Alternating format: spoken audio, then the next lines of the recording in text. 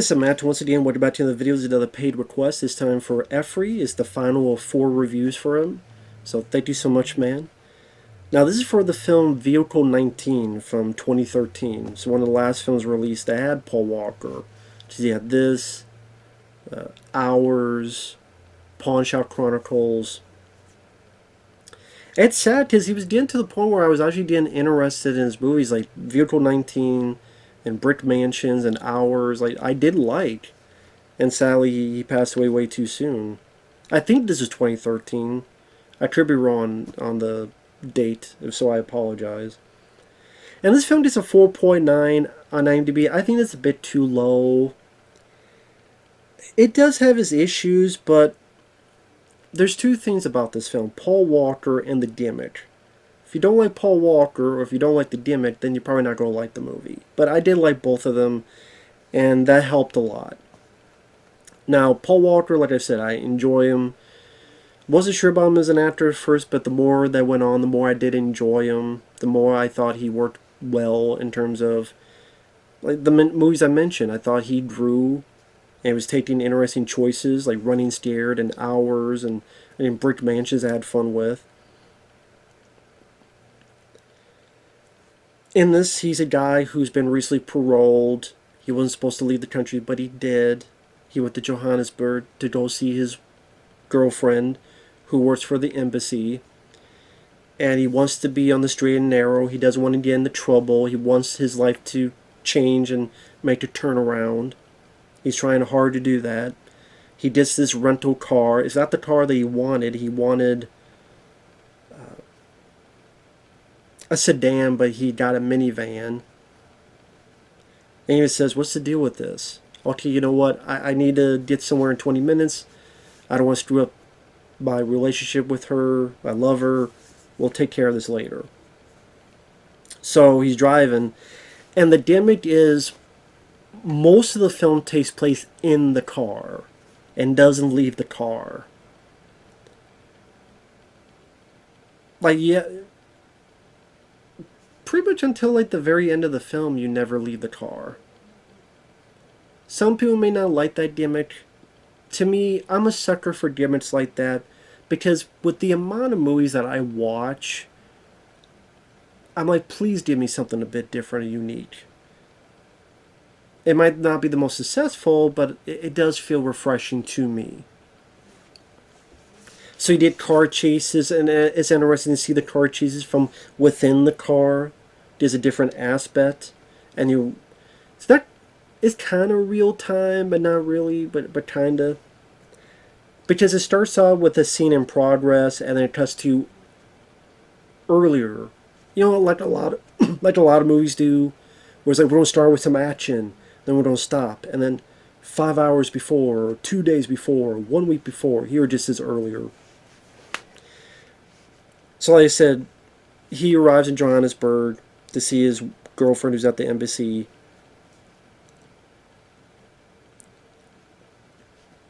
And he doesn't know the area, he doesn't know the environment, he doesn't know the language, and he's trying to do the best he can.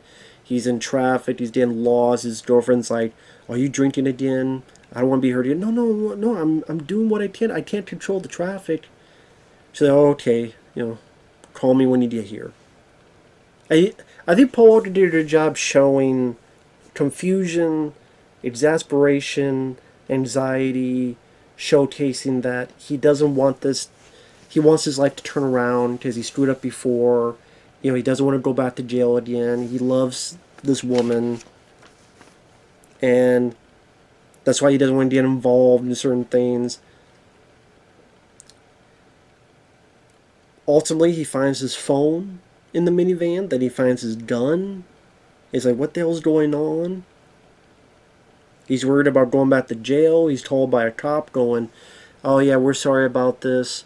There's a mistake, and that was supposed to be for one of our undercover agents. Come here to this location. And then ultimately finds this woman tied up, played by Naima McLean.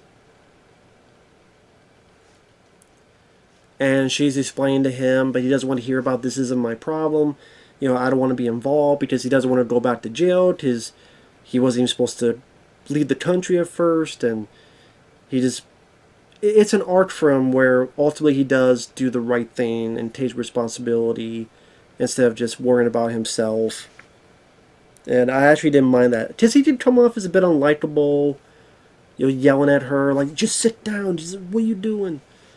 But in this instance, I didn't mind it because I found it a bit, I don't want to say realistic, but I just see people who have gone through troubles with the law and they want to get on the straight and narrow. They're like, I just don't want to be part of it. I don't want to be part of the situation. And because the way Paul Walker acts it out, the way his character arc is showcased, some may say it's slim, but blame me, there's movies that are get highly praised that have no character arcs at all.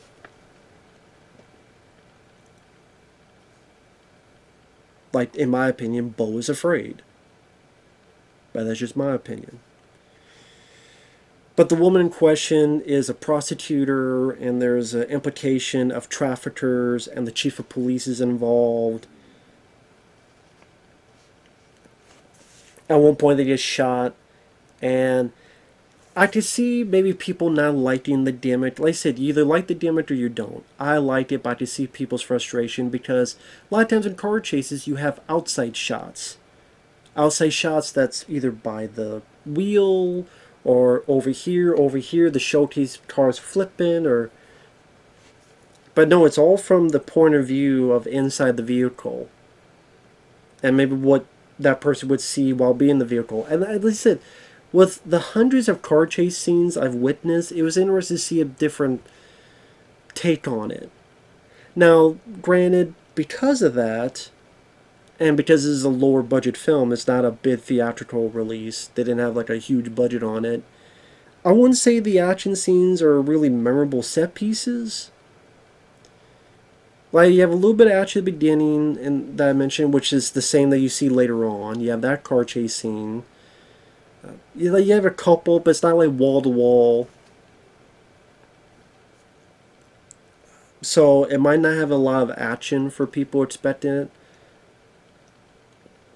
And because it never takes place out of the car, you don't get like fights and shootouts. So maybe the variety of action that's lacking because of the gimmick, people would not be a big fan of. It's not wall-to-wall car chases, so maybe they were hoping for more action. But at a brisk 80 minutes, I was never bored with it. I was with Paul Walker's character. I liked the gimmick. I think that brings other elements of toughness in shooting the film, how to make all these scenes work from this limited scope that you're in. I don't know what else this director's done. I think he's a South African director. I thought the acting was fairly good. I liked Naima McLean's character. I think she exits the film too early. I think that would have helped and get a bit more back and forth between the two characters. But I did. It's to make the guy by himself, and what more can he do? He only has himself to rely on, and he doesn't know the country, he doesn't know the language, so you have this guy that's total fish out of water. So I get the idea of doing that. Because spoilers, super spoilers starting now. His girlfriend's at the embassy, gets the call, gets the idea that she's going to be leaving. He needs to keep her in there in case they take her, so he stares enough for them to keep her in there, but then they shoot and this lady here gets shot. Paul Walker's trying to keep her safe and figure out what to do next. She records her testimony, witnessed by you. Number one, to get her info out there, but also to help Paul Walker's character, and she dies. And now it's him accepting responsibility, accepting a bit of manhood, accepting I need to pull up my britches and not worry about my own goddamn self, but certain responsibility. And reasons I like the film is, like, there's one scene in particular where he has a phone call with the chief of police. and the chief of police is snickering and chuckling, and Paul Walker is, by this point, the police are accusing him of murdering that lady. And Paul Walker's laugh is like, you know, I had a dad who was a mean bastard. You know, he had a chuckle like that. That sadistic ass chuckle. It was like my dad. You know, he was a mean bastard. You a mean bastard? Huh? Well, here's the thing, man. I'm a man with nothing to lose. Choose carefully. Yeah, you know what? I do choose. I choose fuck you. He did a lot better than I could, but moments like that, sometimes I'm a simple guy. You give me an 80-minute movie. It's in the car, so it's always moving. I mean, sometimes it stands still, but like I said, I like different gimmicks like that make it feel more refreshing. And again, I didn't see any bad acting. Yeah, sometimes there's cliches, like the cop that stops him, and oh, where's your license? What's your license? Oh, okay, so you don't have to shoot the guy. Oh, thankfully at that right time, at that right moment, that right aspect, other people came by to fuck with the cop, and the cop chases them instead. You know, so cliches like that where no one would be that lucky in real life that last minute. It's like the person who has the gun. They fire like 85 bullets, but the one time they have the gun on the hero, it happens to be empty or misfire. Like a lot of, those cliches. I don't know how specifically if there's a phrase of what that cliche is, but but with that said, I mean, like when the chase scenes happen, maybe people now like the way they are shot, but like I said, being within the car, like I said, made it feel a bit different.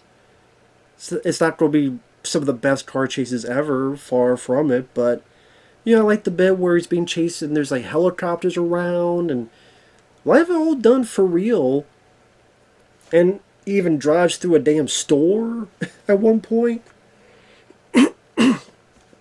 Maybe, yes, I would like, if they had a bigger budget, to have maybe a bit more intricate and more car chase set pieces.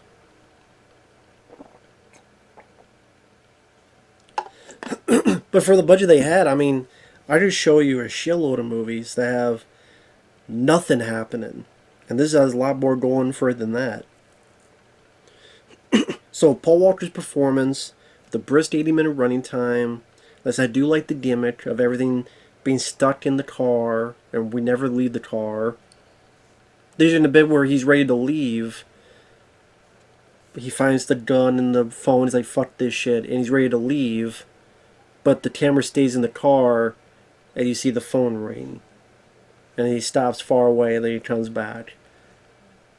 That's really, moments like that actually, I don't know how to explain why, but I actually like.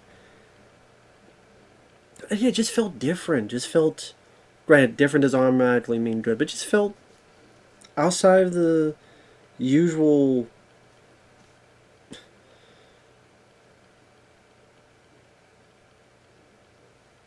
crappy Steven Seagal direct-to-video and all this other stuff that just in one ear out the other. And like I said, I don't think it's that bad enough to be a 4.9 on IMDb.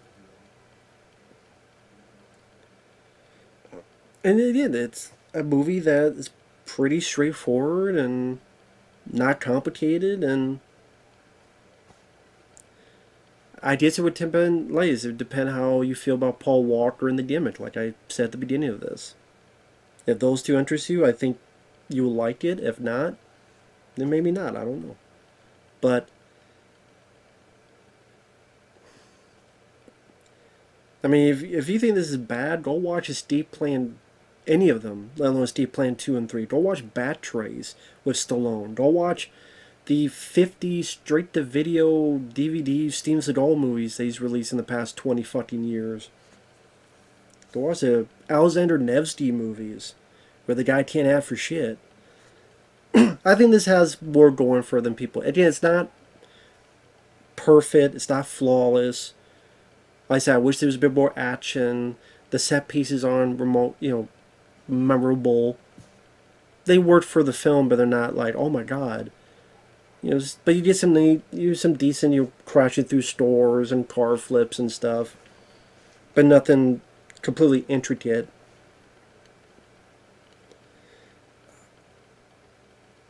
There might be some cliches in there, sure, but overall, I had a fun time. I liked it when I first saw this, and I liked to watch it again. And I knew I had the film, but I couldn't find it, so I don't know if that got lost in the move. So maybe I'll have to pick that up again. But yeah, I do like the film. I think once again made me miss Paul Walker and what films he could have been capable of. So with that said, thanks for watching. We'll see you later. Bye bye.